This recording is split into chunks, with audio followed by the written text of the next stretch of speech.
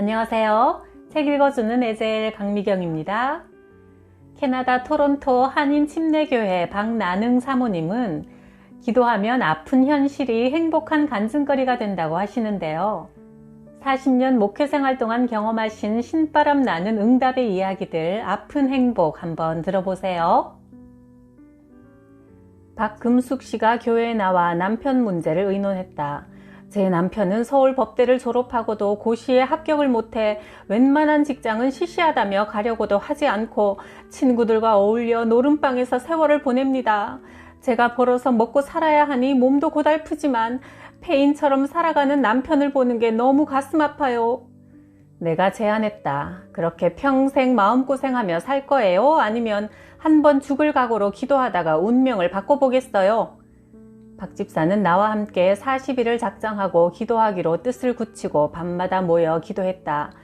그렇게 우리가 강단 앞에 엎드려 40일을 작정 기도해도 별다른 응답이 없어 다시 한번 40일 기도를 하며 70일쯤 되었을 때 하나님은 그 가정에 복된 일을 시작하셨다. 남편의 형님들을 통해 양품점을 오픈할 수 있도록 역사하셨고 옷가게 이름을 하나님의 집이란 뜻의 베델 양행이라 정했다.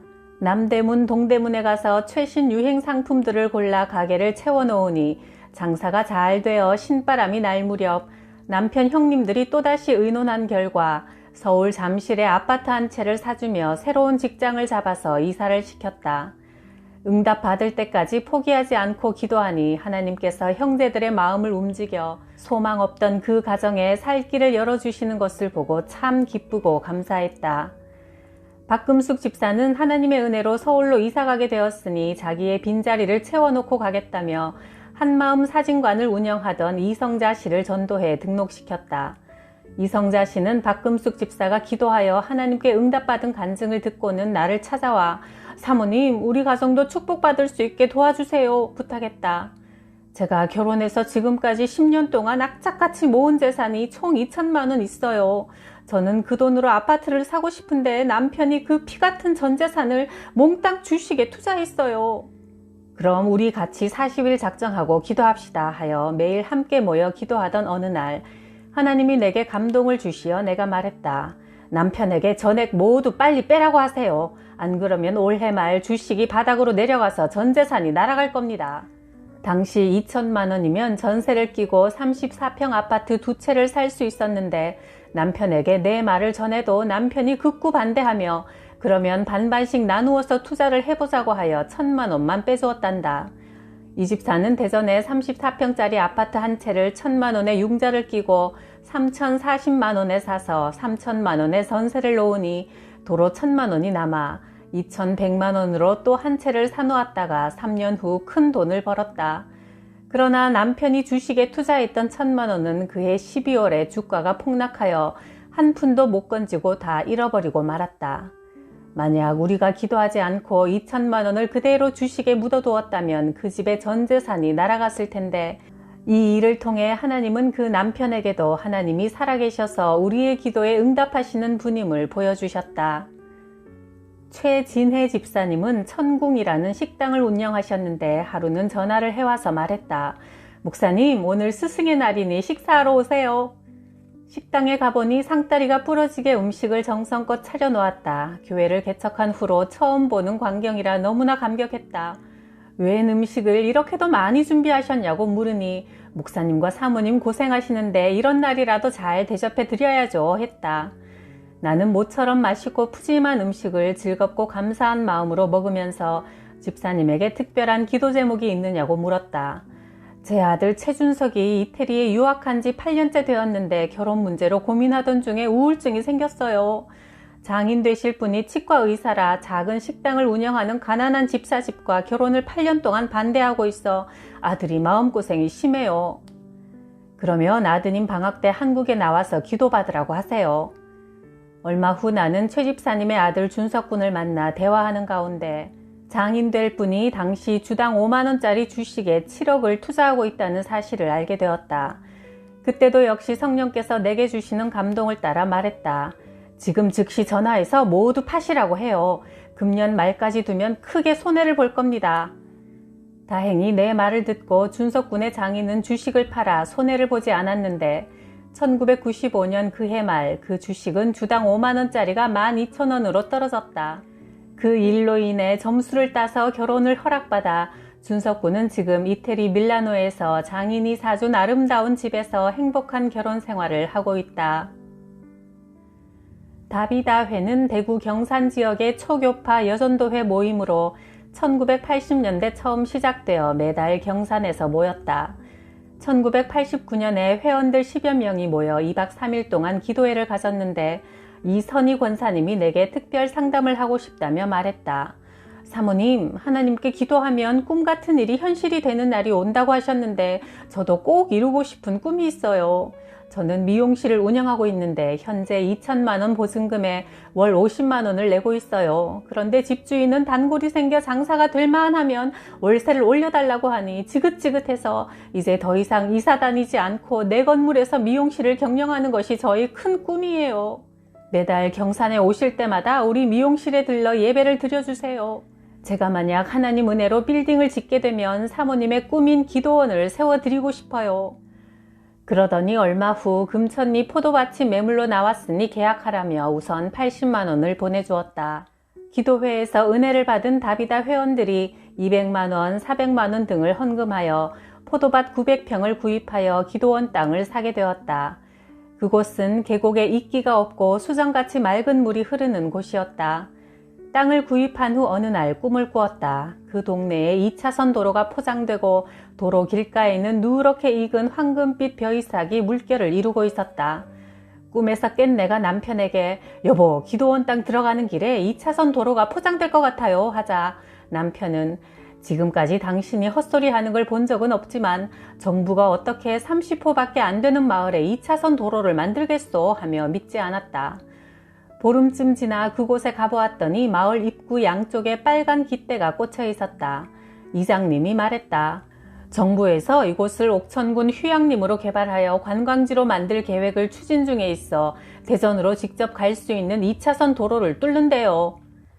그렇게 6개월쯤 지났을 때 이선희 집사님은 진량에 1200평짜리 논밭을 평당 6만 원에 싸게 샀는데 그 땅이 자고 나면 오르고 또 자고 나면 올라 몇 년 후 100만 원까지 올라갔다. 그러던 얼마 후 이 집사님의 시어머니가 사시던 집을 팔아 아들에게 1억 원을 주었다. 그 돈으로 집사님은 4층 건물을 짓고 2층은 미용학원, 4층에 살림집을 꾸미고 다른 층들은 세를 주었다. 그렇게 모든 일이 잘 풀려나가 이 집사님은 결국 4층 건물의 주인이 되었고 입주를 끝내고 보니 그 건물은 14억짜리 빌딩이 되었다. 미용학원은 사람들이 어찌나 몰려오는지 미용실보다 더 많은 돈을 벌었다. 입주 예배를 드릴 때 이 집사님이 감격에 겨워 말했다. 불과 2, 3년 사이에 정말 꿈같은 일이 기도한 대로 현실이 되었네요. 내가 말했다. 하나님께서 베풀어 주신 은혜에 감사하여 이전보다 더 겸손하게 주님을 사랑하고 섬긴다면 이 14억 재산은 축복의 시작이 될 것이고 만약 교만해져 주님을 멀리한다면 이 재산은 불행의 씨앗이 될 수도 있으니 더욱 기도에 힘쓰고 주님의 일에 헌신하여 더 큰 복의 주인이 되시길 바랍니다. 우리 교회 최기승 전도사가 교회 청년 박범숙 양과 결혼식을 마치고 강원도 삼척으로 탄광 선교를 가게 되었다면서 인사차 우리 집에 들렀다. 최기승 전도사는 탄광 선교회에서 집도 얻어주고 매달 생활비도 60만 원씩 책임지기로 했다며 매우 흐뭇해했다. 내가 그의 새로운 가정과 사역을 위해 축복하며 기도해 주다가 말했다. 전도사님, 그 계획이 깨집니다. 그리고 전도사님의 개척지는 영동이에요. 그러자 남편이 곧 일주일 뒤에 삼척으로 이사갈 사람에게 지금 무슨 소리를 하는 거요? 했지만 며칠 후 강원도 탄광촌 개척 계획은 백지화되고 여의도 침례교회에서 영동에 개척하는 사람에게 1,000만 원을 지원해 준다는 조건으로 최기승 전도사가 지원했다. 최 전도사는 영동 침례교회를 개척하여 예배당을 짓고 목사 안수를 받은 후 현재까지 그곳에서 목회하고 있다.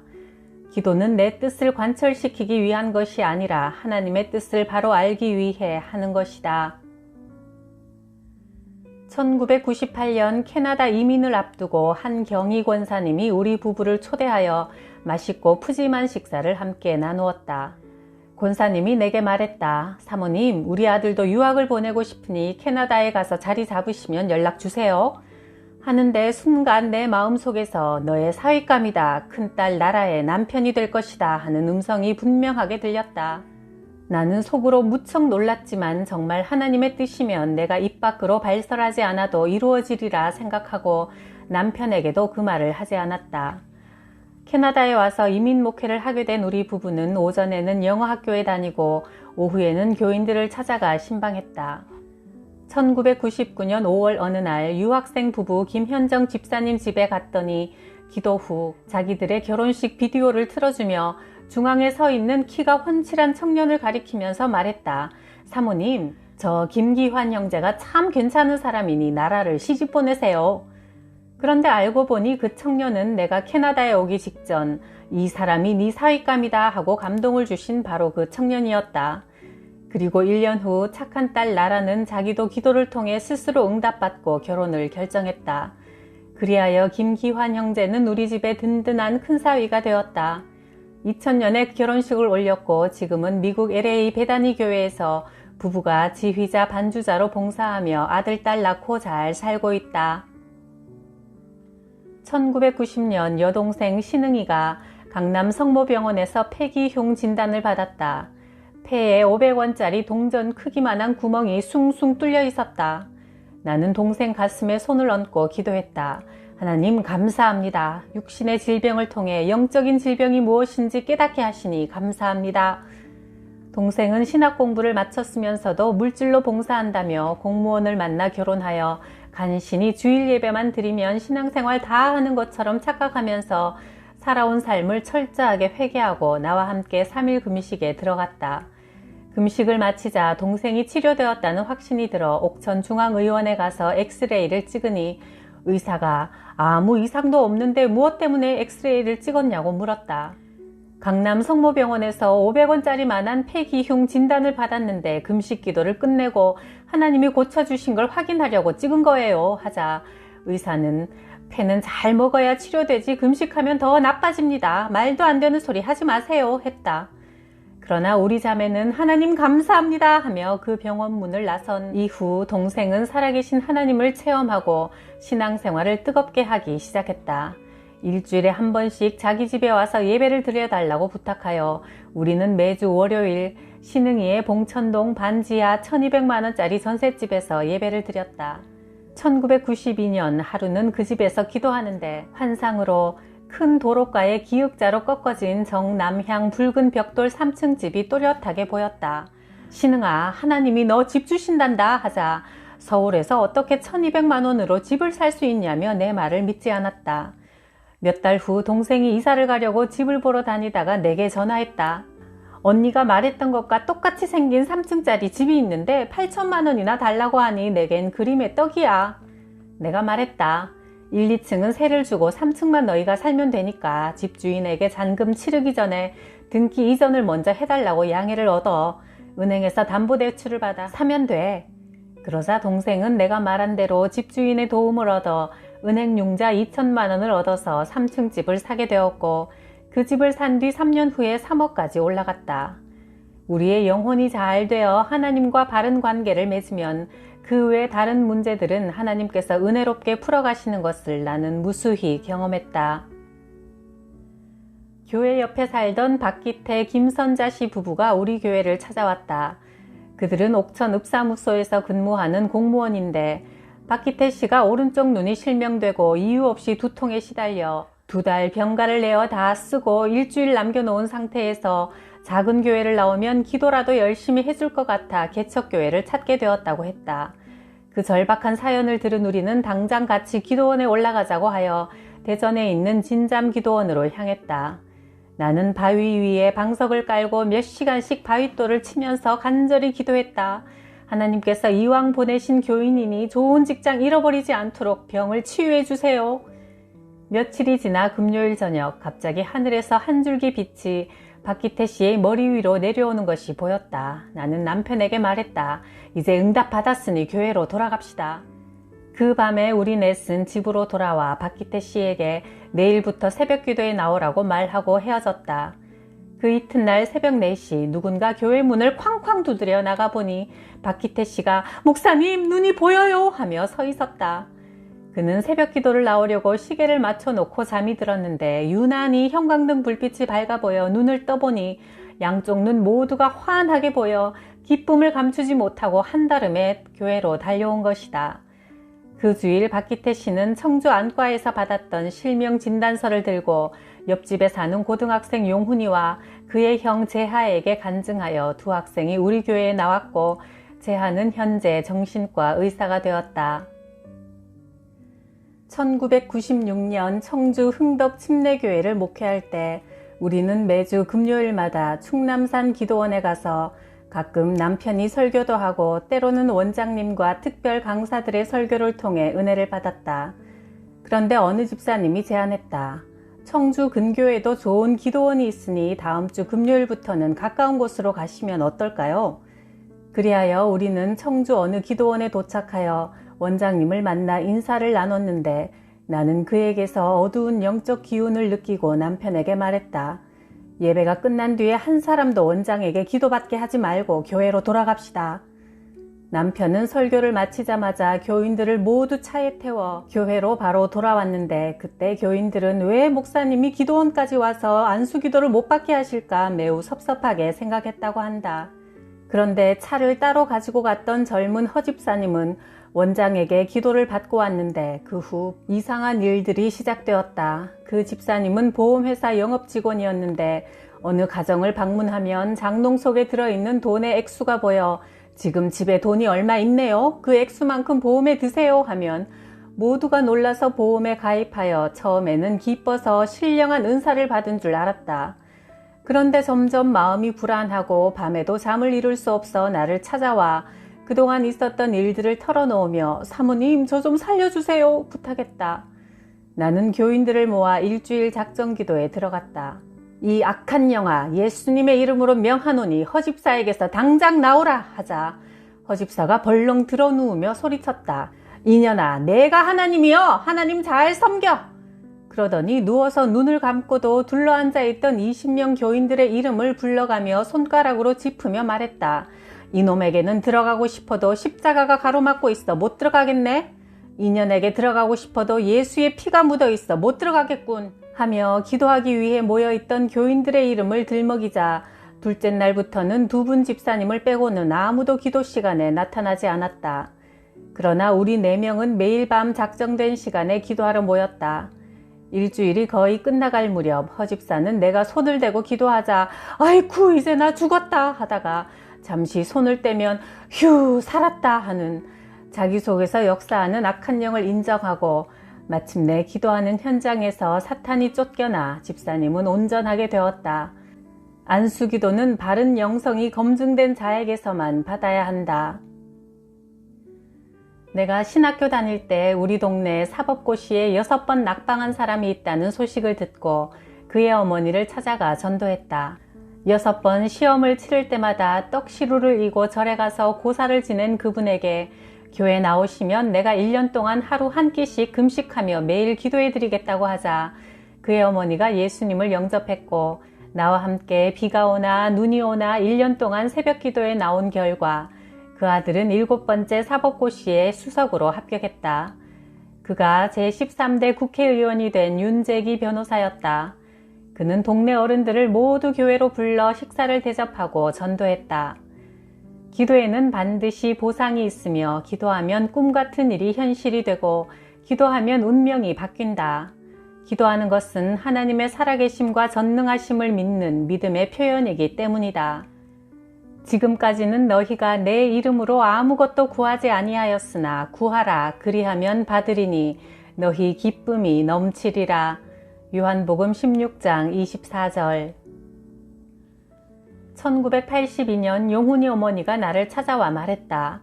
우리 아들이 정신 이상으로 중2 때 휴학하고 3년 동안 학교에 가지 못하고 있으니 기도해 주세요. 그 학생의 집에서 매일 저녁 7시에 모여 일주일을 작정하고 기도했다. 첫째 날 방문을 열고 들어가니 용훈이가 나를 보고 전현이 나를 죽이려고 왔다며 소리를 지르고 이불을 뒤집어 쓰고 얼굴을 방바닥에 파묻었다. 내가 이불을 벗기며 똑바로 앉아! 야단치자 양반 다리를 하고 앉아있다가 그 자세로 껑충 뛰어 벽에 걸려있던 수건을 내려 나를 보지 않으려고 자기 눈을 가려서 묶어버렸다. 내가 수건을 벗기며 눈을 뜨고 나를 똑바로 바라보라고 말했지만 그는 계속 눈을 질끈 감고 땀을 뻘뻘 흘리며 떨고 있었다. 그와 같은 상태로 6일 동안 매일 예배를 드리고 7일째 되는 날 남편이 그의 머리를 잡고 내가 가슴에 손을 얹고 교인들 7명은 팔다리를 붙잡고 뜨겁게 찬송하고 기도하자 갑자기 그 학생의 이마 관자놀이 부근에 손가락 굵기의 힘줄이 툭 튀어나오고 배에서도 주먹만한 덩어리가 불뚝 뛰어 올라왔다. 그 두 곳을 양손으로 꾹 누르며 더러운 정신병 귀신은 예수님의 이름으로 떠나가라 명령하자 시커멓게 죽어있던 자주색 얼굴이 발그레해지더니 한숨 푹 자고 나서 온전한 사람이 되어 다시 학교에 복학했다. 1985년 당뇨 합병증으로 사형 선고를 받았던 한정섭 씨가 기도하여 깨끗이 치료받게 되자 같은 아파트에 살던 황 소장이란 분이 아들과 함께 우리 교회를 찾아왔다. 그 아들은 정신적으로 문제가 있어 여름에도 검은 가죽 장갑을 끼고 다니며 밤마다 지붕 위를 건너다녔다. 우리는 그 아들을 위해 매일 저녁에 모여 뜨겁게 기도했다. 어느 날 꿈을 꾸었는데 그 아들이 노란색 여자 팬티를 입고 있었고 그때 누군가 내 오른손가락에 다이아몬드 반지를 끼워주면서 오른손을 들라 했다. 내가 오른손을 번쩍 치켜들자 다이아몬드 반지에서 찬란한 빛이 나와 그 아들에게 비추자 그에게 역사하던 사탄이 힘을 잃고 쓰러졌다. 그날 새벽 예배를 마치고 황 집사님에게 꿈 이야기를 했더니 소스라치게 놀라며 아들이 지붕 위를 뛰어다니는 이유가 옥상에 널어놓은 여자 팬티를 훔치기 위해서라는 것이다. 그 후 교인 모두 그를 위해 열심히 기도했고 그는 깨끗이 치료받아 신학교에 들어가 목사가 되었다. 1980년 옥천중앙침례교회를 처음 개척하고 얼마쯤 지났을 때 하루는 남편의 설교를 몇 군데 지적했더니 처음엔 똑똑한 마누라 덕분에 내가 훌륭한 목사가 되겠어 고마워 하며 등을 토닥거리더니 몇 주 반복하자 남편이 집을 나가 며칠째 들어오지 않았다. 식사나 제때 하고 있는지 이것저것 걱정이 되어 밤마다 문을 열어놓고 기도하고 있는데 주님이 내게 말씀하셨다. 내 종은 내가 키운다. 그때 나는 잘못을 깨닫고 회개 기도를 드린 후 저는 오늘부터 기도만 하겠으니 내 남편을 책임지시고 하나님의 마음을 시원케 하는 설교자가 되게 해주십시오 간절히 기도했다. 그러자 집을 나간 남편이 3일 만에 돌아왔다. 수염도 깎지 않고 눈이 쑥 들어간 초췌한 얼굴로 나를 끌어안으며 말했다. 친구 목사들이 마누라 버릇 고치려면 다홍치마 때 고쳐야 한다기에 평생 설교 잘한다 못한다 소리 듣기 싫어서 마음을 독하게 먹고 나갔지만 3일을 참느라 내가 도리어 고생했어. 그 후 남편은 늘 성경을 읽고 연구하여 깊이 있는 설교를 하게 되어 1985년에는 8명의 신학생들이 설교 실습을 우리 교회에서 하겠다며 몰려들기도 했다. 절망하고 한탄할 시간에 하나님 앞에 나가서 기도해 보세요. 기쁜 응답을 주실 겁니다. 구독, 좋아요, 댓글로 기쁨을 주셔서 감사해요.